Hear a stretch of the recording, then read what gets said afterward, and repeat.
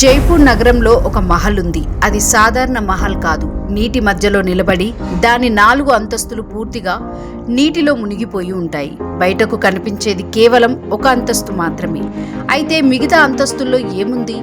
ఎందుకు ఈ మహల్లోకి ఎవరిని అనుమతించరు? 250 సంవత్సరాలుగా నీటిలో ఉన్నా అది ఎలా ఇంకా కూలిపోలేదు? ఇది కేవలం ఒక రాజ్ మహల్ కథ కాదు.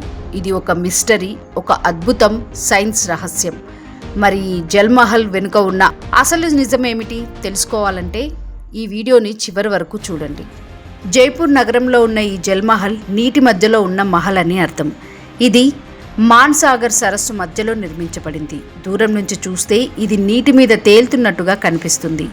ఈ మహల్ను సుమారు 1750 సంవత్సరంలో మహారాజా మాధో సింగ్ మొదట నిర్మించారు. ఇది రాజులు విశ్రాంతి కోసం ఉపయోగించిన ప్లెజర్ ప్యాలెస్.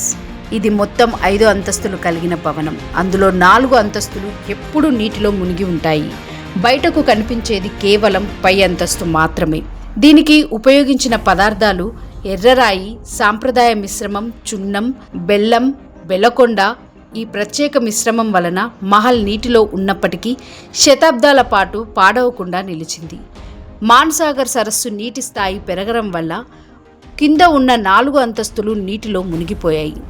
అసలు నిర్మాణం పూర్తిగా బయట ఉండేది, కానీ కాలక్రమంలో సరస్సు విస్తరించింది.